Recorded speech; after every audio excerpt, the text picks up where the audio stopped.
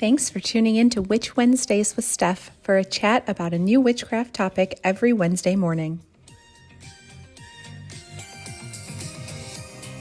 Welcome back to Witch Wednesdays. I'm Steph, and you are listening to episode 102, Earth Element. And I have, there she is, I was waiting for it. And I have a guest here today, which if you can tell by the whoop whoop is Tara. Which, you know, should not be a surprise because we've been saying that since the very first element episode that we've done, that she was going to be back for all of them. Yes, I like my elements. Yeah, she really wanted to chat about the elements. And so we are here with Earth Element, our very last one. Sadness. I know, but we went over all of them in the order that they correspond with the seasons, and Earth Element corresponds with the winter season. So here we are to chat about it. Yes, and even though I don't like winter, I like Earth as an element. So there's that.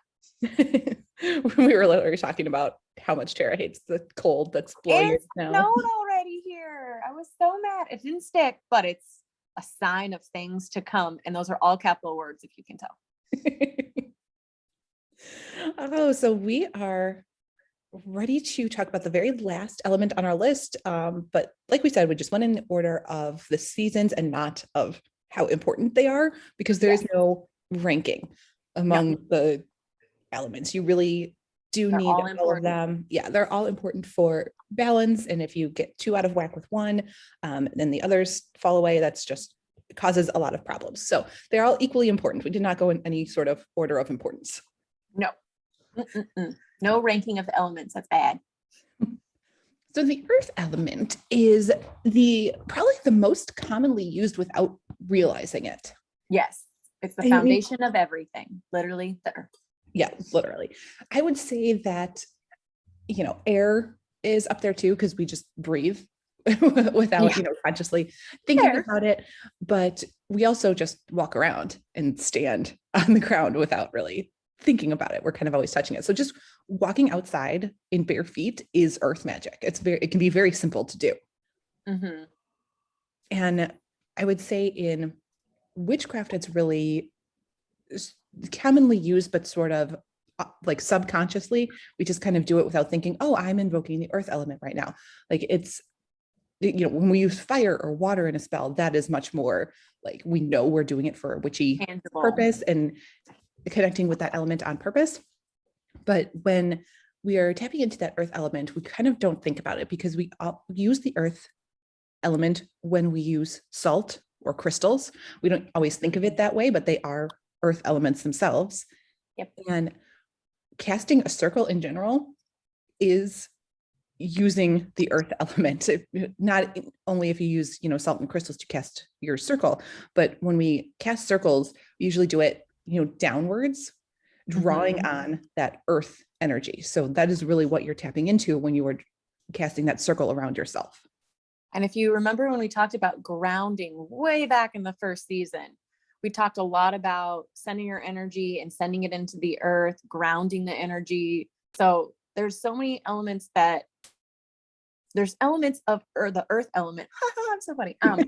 That really become subconscious as you're doing your magic, because they just become almost instinctive as you get more comfortable in things. So earth, I think, is something that you think a lot about as a beginner, and then you have to remind yourself later on that, oh yeah, I'm using earth right now.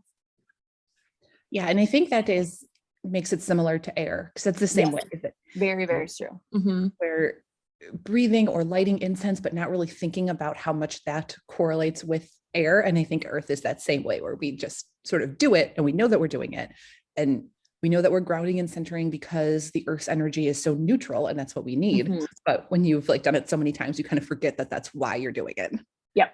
I definitely think of that. As I'm not the best at grounding, as we talked about, I've gotten much better.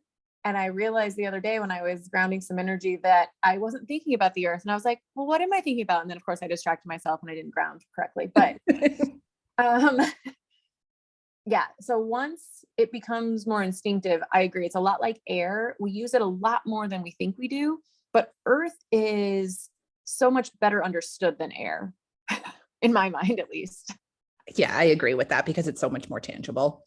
Mm-hmm.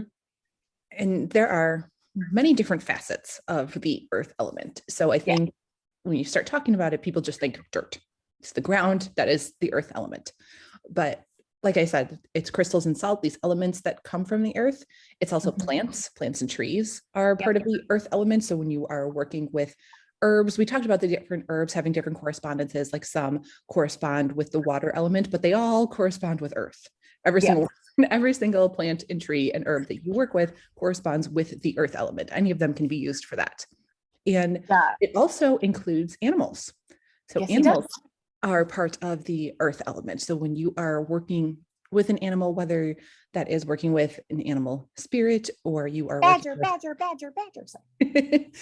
Or if you're working with bones or teeth or fur, or just working like with an animal that's out in nature, that you're, sitting out in a park and you're watching the squirrel and not actually touching the squirrel, but just working with that squirrel's energy. That is all earth magic because all of the animals are considered part of that earth element.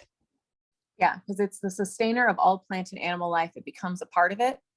And therefore, we're all using it pretty much all the time. It'd be hard to do any magic without it. Yeah, absolutely. So like all of the other elements that we've talked about, we are going to, Tara really is going to get into the specific correspondences of the earth element. Yes. So we started all the other ones with just kind of a listing. So we'll start that way. Well, not really start since we've already been talking for quite a while, but we'll go that way as well. But the big thing to remember about the earth, and we've really touched on this, is that it's both very stable and ever changing. So not only is it the stability of the soil and the ground and our planet itself, but it's also ever changing with growth, harvest, decay, and regeneration. So the earth is very all encompassing. So the correspondences that I'm going to give you are the ones that people have mutually agreed focus on the earth element. But as we've already been talking about, and Steph mentioned, like there's so much in it that there can be other correspondences that work better for you. So as we talked about, the season is winter. This is Steph's season. We've talked many a time how she is a winter baby, and I am definitely not. But a lot of times when you're working with earth magic, winter can really help enhance your spells, because when you're using plant life and other things, yes, earth is a part of it, but so is water, so is fire, so is there's a lot of different things that go into individual plants and things. In winter, especially in the Midwest, in the Northern Hemisphere, a lot of that plant life goes away. So you can really focus on the earth itself. The deity is the goddess. She's ever changing. So we know this, but she is also, this is a time of change for her. And the sun or the god correspondence is not around as much. So we really focus on her during this time. The direction is north, because I don't know about you, but I always think north is cold. Like north winds cold, south winds, not too bad. That's how I remember that. I was like, that's how I remember that. You can remember it however you want. I'm just saying it's how it works in my mind. The time of day is nighttime, the dark of night. The colors, green, brown, black. This always makes me laugh because the animals that correspond to that always remind me of green, brown, and black. Bears, badgers, deer, wolves. So really creatures of the forest a lot of times. Yeah, anything that burrows into the ground. Yeah, like gophers and insects, of course, like termites and ants. But yeah, anything that's brown and black, really. That's brown and black. But dogs too. Dogs are associated with winter. Or earth element, not winter. My earth element. So in tarot, the earth is related to the suite of pentacles or coins. Depending on how old your deck is, you will not have both, but very true. I always forget that they've changed over time, and I always want to say pentacles, and then some people give me a weird look because they only started reading tarot in the last 10 years, and they've all changed. So nothing wrong with that. True. It is. It really confused me. I tried to get a tarot set and I was so confused because I was like, where's the pentacles? Where are the athames? Anyway, life is all about change. It is. Just like the earth element. Just like the earth element, yes. So plants and herbs are ivy, ash, wheat, oats. One thing I like to do is in the winter months, I'll do a quick blessing over oatmeal in the morning to get my day started off with a little blessing, a little spell of rejuvenation. So that's just something you can do very easily to kind of get your day started off with a little bit of magic. I know Steph has posted quite a bit on coffee and other daily rituals that you can easily incorporate, but that's something specific that I like to do in the winter. I'm not an oatmeal eater in general, so if it doesn't have magic, I ain't eating it. But yeah, that's a good way to tap into that earth element in the morning.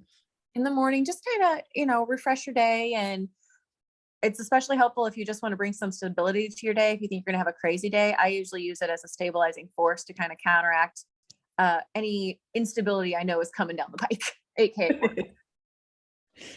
But yeah, I mean, really all, like we said, all plants, like specifically, roots and trees and mushrooms, but really all plants are obviously related to that earth element. So any herbs, but specifically patchouli, because if you know patchouli, you know that it smells like dirt. It does smell like dirt. I'm not a patchouli fan, like at all. But if you just like get a bunch of patchouli and sniff it, it's like sniffing just plain dirt. It smells like dirt. It's not my favorite for sure. I don't think I've ever quite made that correlation that it's dirt. I just didn't like how it smelled, but I don't even like have a problem with the smell of dirt. It's just, I don't like patchouli. Like I'm not. See, that's the thing is I don't mind the smell of dirt, but I don't like patchouli. It's not my thing. Makes me sneeze. Yeah. The zodiac signs are Virgo, Capricorn, Taurus. Which I am, none of those things appear on mine. So I have no earth element in mine. I think somewhere, in my sun, moon, and rising, I do not. I think somewhere else in my chart, I have a little bit of Capricorn, but like we said, very far in my chart, but not at all the time. somewhere. I think my chart is mostly Scorpio, Libra, Sagittarius, and Capricorn. I'm pretty sure that those are the four, like across the board. It's very concentrated when you look at it. But I was gonna say mine's Libra. I think the third one's different, and then it goes Libra again. Yeah, also very concentrated. Very Libra, yeah. But like we mentioned with the other elements episodes, you don't have to be a Capricorn, Taurus, or Virgo to work with the earth element. There are ways to work with those zodiac signs and the earth element together without it having to be like your sun sign. You can work with them at any time those signs, it's in like their sun sign in their 28-day cycle. So Capricorn is coming up, not quite at the time yet that this episode is going live. We're still in Sagittarius season, but Capricorn will be next, and that is around the time of Yule that it switches over. So you can work with the earth element during Capricorn, Taurus, Virgo season. You can also work with it when the moon is in any of those signs and tap into it that way. So lots of different options. You do not have to be a earth sign to work with the earth element. I think actually my element work, I'm stronger in the elements that are not directly tied to me for whatever reason. I'm a big fire fan, obviously, and that is in no way related to Libras. I use a lot of earth, a lot of salt. I know most people that have an altar like to put a little salt on their altar for the earth so that they always are incorporating it, which is always, I think, nice. Another really nice way to incorporate earth in your workings is if you're doing any magic work outside, using earth to actually cast your circle. I take a small bowl of earth and I do a little incantation over that, and then I spread that earth in a circle around me, and I find that very useful. for both containing my energy and clarifying my area. So it can also, soil and earth itself can also be used to cleanse certain crystals and other tools. If you're doing a spell working, we've talked about this. This is not always appropriate, but a lot of times if you're doing a spell working and you have remnants left, you can bury those in the earth. Not always, guys, but often. Just want to throw that out there. Not always. It's important to remember these things. And the crystals, like we said, come from the earth. So any sort of crystal is going to associate with that. But specifically when you're trying for an earth element crystal, it's really the things that have weight and texture. So hematite is one, just that, metallic silver one. It's heavy and metallic. So it's really easy to connect with grounding energy with a piece of hematite in your hand. Agates, malachite, quartz, and bloodstone are other ones that are just like, when you pick them up, they feel heavier than another crystal in a similar size. They just have like weight and they have texture to them, which just makes them a little more earth elementy. I think we should start calling everything earth elementy. I think so too. I like it.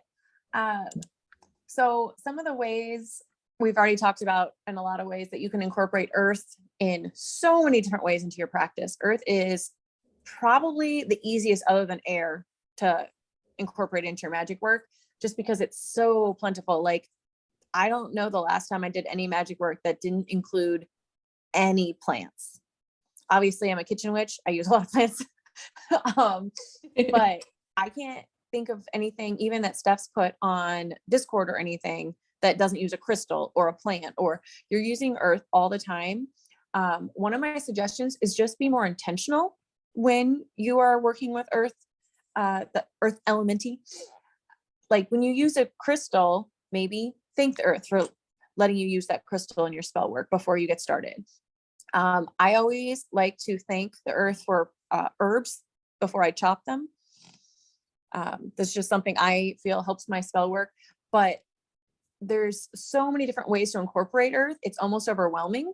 So maybe next time you do a spell, just focus on one particular thing that came from the earth and thank the earth for that. That would be my suggestion for incorporating more earth work into your magic, or earth elementy into your magic, because I'm loving this word.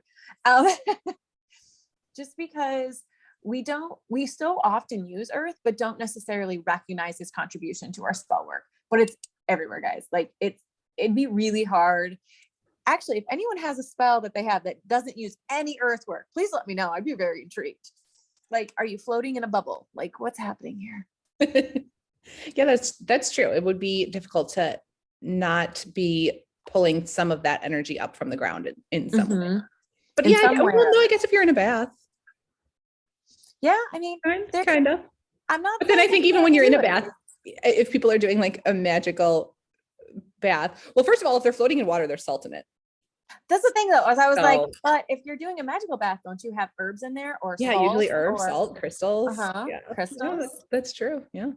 See, you're driving so much without even like thinking about it. And so a lot of the elements, we gave you specific spells or suggestions on how to incorporate it, but earth is so prevalent in our lives that I think it gets overlooked. So my suggestion would just be, just acknowledge the earth in your next spell. Acknowledge the connection there. I'm saying a lot, I apologize, but it's just so everywhere that I really can't think of a spell that doesn't use it in some way. Again, if you have one, I really would be intrigued.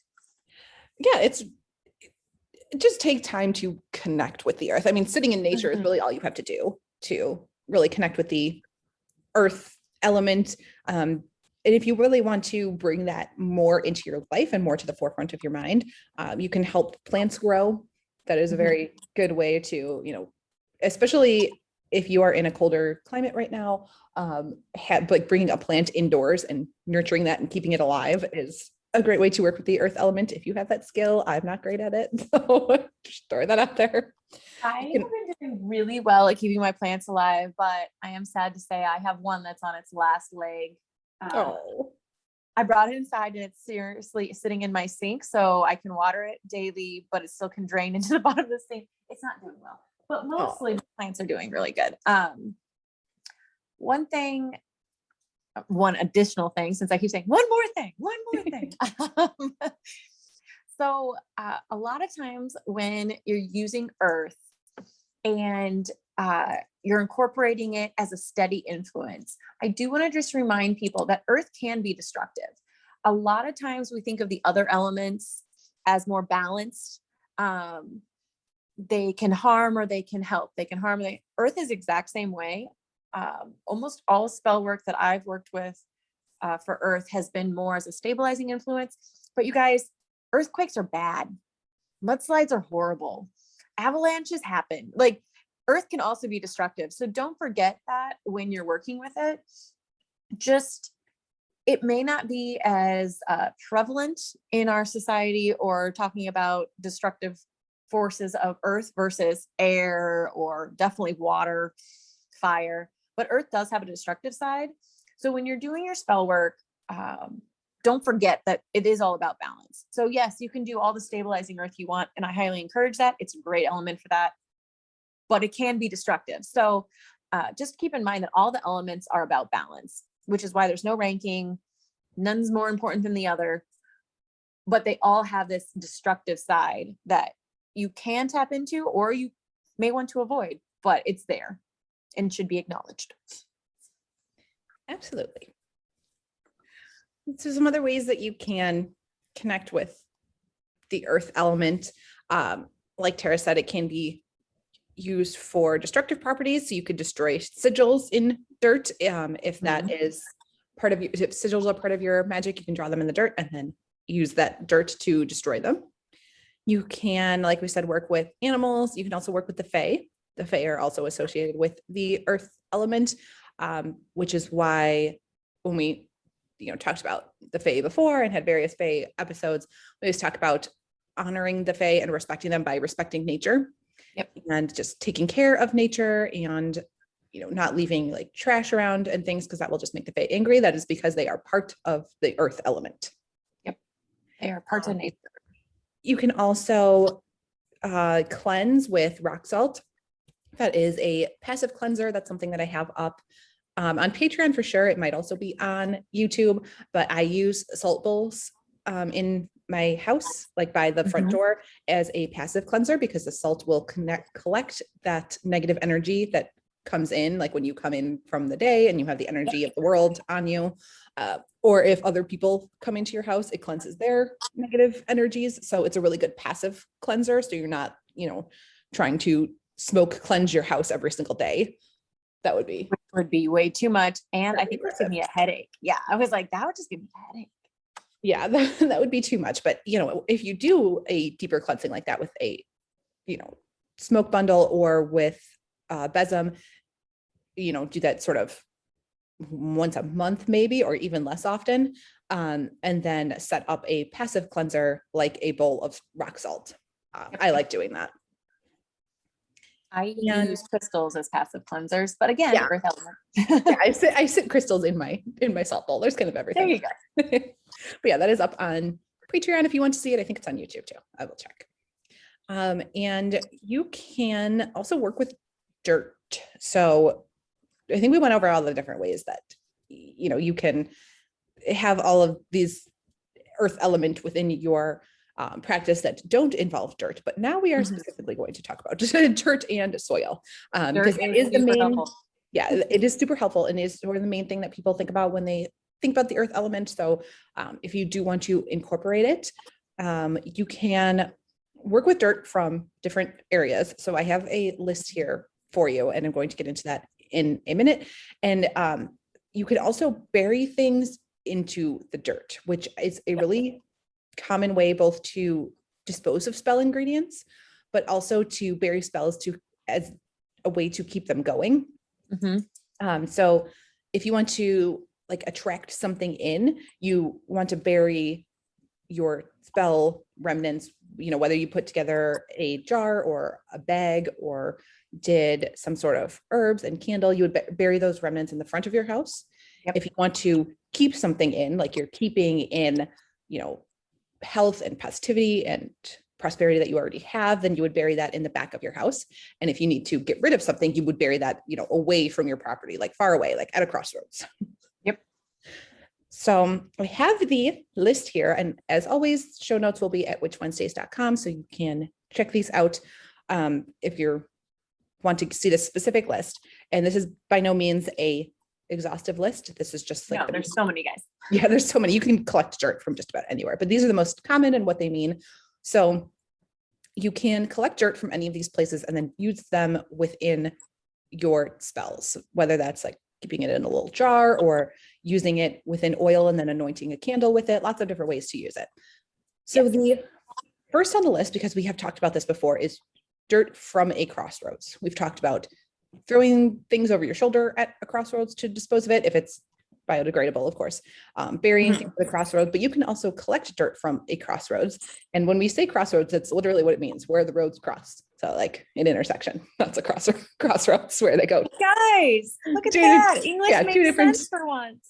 Two different directions. So, any intersection works. And even it doesn't have to be, 4 ways that splits off from there. If it's a, one road dead ends and goes 2 other ways from that, that's still a crossroads. All those are crossroads. So that's what we mean. Intersection, according to the DMV. Yes, the T intersection. So dirt from a crossroads is used for many things. That includes hexing and cursing. That's very common.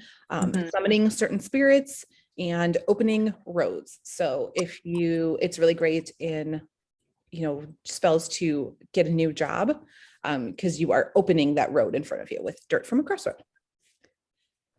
Graveyard dirt. I already had a whole episode on graveyard magic, so that already went refer to that. Yes, refer to that. But it is a staple in hoodoo practices. And it's used for many things, including curses, healing, ancestor work, used in goofer dust, hatfoot powder, lots of different things. So definitely refer to that episode. Dirt from a bank or any financial institution is to bring money into your hands or to receive payment of an overdue debt. There you go. Dirt from a church is for anything involving legal matters, which could be contracts, court cases, general justice, and even money that's owed to you. And this can also be the same thing for like an actual courthouse, if there's, dirt on the property of a courthouse. Yep. An educational facility of any kind would be for efforts involving knowledge, and to induce study. If you need to get a good grade in your class, if you need just help buckling down and studying for your class, that would be a good place. Also on the list, but be careful, is from your enemy's home. Yeah. So you can definitely use dirt from your enemy's home against him. So it makes a good tag lock if you are using a spell or doing a spell against someone, but you have to be so careful when you are gathering. It was like, oh, you can't see my face, but it's a face. Like that's, you need to be so careful gathering that. So that comes with a caveat that I wouldn't probably start there. No, you can definitely is like a horror. Like, no. You need to know what you're doing. Yeah. You can also use dirt from your own home. So you can, front yard, backyard, whatever it is, to protect all of the occupants of your home and to guarantee their safe return when they go out in the world. And a great way specifically to do this is to sprinkle a little bit of that dirt in every pair of shoes in the house to ensure that somebody comes back or somebody visits you again. Which sounds dirty, but if you think about it, you come home with like pebbles and stuff in your shoes all the time. So like sprinkling like one little piece of dirt in each shoe is not really that dirty, in my opinion. This just always reminds me of when a friend of mine had a young kid. She brought in like a pail, like a whole bucket of dirt and filled everyone's shoes. So don't do that. Less is more in this. Oh, that's cute though. It was cute until she got to my shoes. Not so cute anymore, child. Yeah, don't fill my shoes full of dirt. Anyway. You could also collect dirt from a hospital, clinic, or doctor's office for efforts that involve healing. Anytime we say this, though, we have to say that there is no magic that is a substitute for actual medical care or prescription medications. So go to your doctors. Talk to your doctor. Go to your talk to your therapist. Talk to your doctor. Don't just go stealing stuff. even dirt, your prescription medications. So, always do the mundane things. And again, also always be safe when you visit these public places. Yeah. And know what your laws are about picking up their dirt, anything like that. Especially at educational facilities. There's children there, guys. Be cool. So I also have to make the caveat about healing and using this dirt, healing spells in general, that you have to be so careful and very specific, because if somebody has a serious illness and you are casting a healing spell to fix it or make it feel better, you have to know exactly what you have in mind, because death is a serious possibility. Yeah. Because healing and staying alive are two completely different things. So Agreed. Often death is the best way to heal someone. I'm just throwing that out there. So you need to be very specific in your intentions, and just like, if there's a serious illness involved and you're just saying, general health and just fix it. Make them feel better. Yeah, make them feel better is not going to work, because yes, they might die. So healing and staying alive are two entirely different things. So be very specific. So an excellent caveat. next on the list. Dirt from a garden or flower shop is often used in love spells, because it makes love, sprout and grow roots and bud and blossom. So all of those things. You can, if it's possible, but again, safety first. Dirt from a jail is used to keep the police away from your door if you are prone to trouble with them. But again, I would definitely say be very careful in this one, guys. I know if you're Iowa, it's illegal to. Yeah, in a lot of places it's illegal, so be careful. Yeah, be very careful. And again, if you are prone to trouble with the police and trying to keep them away from your door, then going to their jail to collect their dirt is probably not going to work in your favor anyway. So yeah, no, this is very. I want to make a complete list, but I also need to put these caveats out there. Like, Steph and Tara told me to come collect the dirt from them here. Like, right? No. I'm fine. They're lawyers. They told me to. No, we did not.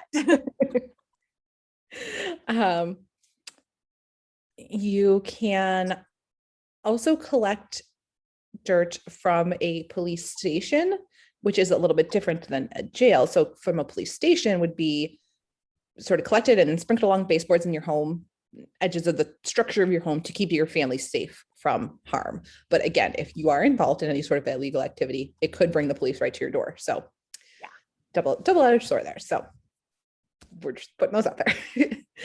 And the last two, a dirt from a shopping center, mall. I feel like they're going by the wayside now. They don't really exist too much, but if you do have a mall anymore, not so much. That can be used for spells to get employment or increase your cash flow, because if you think about it, there's like a lot of stores, there's a lot of foot traffic, people coming and going, just a lot of activity. So that would be good for job spells and just cash flow in general.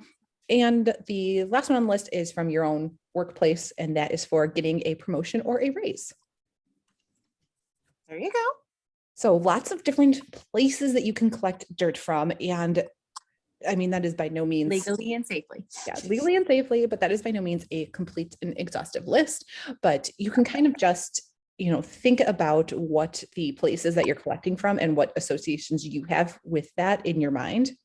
Mm-hmm. And use that within your spell work. So for example, I don't have a grocery store on the list. You could collect dirt from the property of a grocery store, but I don't have that on the list. So like, what would that mean to you?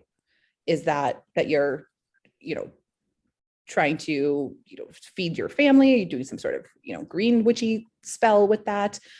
There are lots of different ways that you could go with that. Grocery stores mean a lot of different things to a lot of different people. So you would just have to think about it in like the same way, if you have an airport near you, that's also not on the list. What does an airport mean to you? So just think about what you consider that property to be, and then incorporate it that way into your spell work. But again, only if you can get it safely, legally, and relatively easily, because Yeah. That's when you run into trouble, is when you're like sitting there with an entire like sand bucket, like scooping out dirt.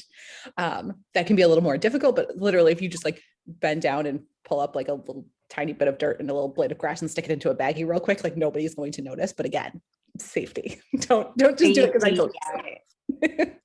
I love how many people are going to call her later and be like, you told me to do this. I did not. And there's like a billion disclaimers, safety disclaimers in this. So yeah. But yeah, it can be really useful, but again, you don't have to work with the dirt. If you like are really set on working with the energy of a space, you can also just sit outside that space in their parking lot. If you think that it would be unsafe for you to collect the dirt from there and use the energy like while you're sitting there in your car, like that will work too. So safety is the most important thing, but lots of different ways to work with the earth element. I know dirt is the most common and one of the most useful ways, but don't forget about, working with the various crystals and herbs and the fae, different animals, lots of different ways to incorporate earth that you're probably already doing and didn't even really pause to think about. Yeah, that's why my big thing is always just be more intentional in how you work with it, because you're already working with it, guys. I almost guarantee if you've done a spell, you've worked with earth. Yeah, there's just so many good ways. So if you have any other ways that you want to share with us, then let us know over on the Discord server that is completely free to join. You can chat with us over there or over on Instagram. We will be around, and I started asking questions because you can do that now on Spotify. So some of you have already seen it, and I know because you've already answered the questions. So I know you already know, but yes, when I post it or publish the episode, I can ask a little question that shows up. It's only on Spotify. So if you listen on any other platform, just ignore what I'm saying. But on Spotify, I ask a little question and you can submit your answers on there. So it's just cool. Like a fun little thing that they started. So yeah, if you have any other ways that you work with the earth element, definitely let us know. If you have any questions, we will be around to answer those as well over at Witch Wednesdays podcast on Instagram. Yep. And that is all we have for you this week. And we will see you next week to chat about Yule and the pagan origins of Christmas. It's going to be such a long episode, guys. Brace yourself. There's like so many things. So many things that we have to chat about. That is all we have for you this week. We will see you next week. Bye, everyone. Thanks for letting me join. This podcast was made using the free platform Anchor. There's creation tools that allow you to record and edit your podcast right from your phone or computer. Now you can even add any song from Spotify directly to your episodes. The possibilities are endless for what you can create, whether it's music analysis, your own radio show, or something the world's never heard before. Anchor will distribute your podcast for you so it can be heard on Spotify, Apple Podcast, and many more. You can make money from your podcast with no minimum listenership, and it's everything you need to make a podcast all in one place. Download the free Anchor app or go to anchor.fm to get started. Need even more witchcraft? Subscribe to Patreon for exclusive bonus content 3 times a week and order Sabbath boxes and other supplies at witchwednesdays.com. Be sure to follow on Instagram at Witch Wednesdays Podcast.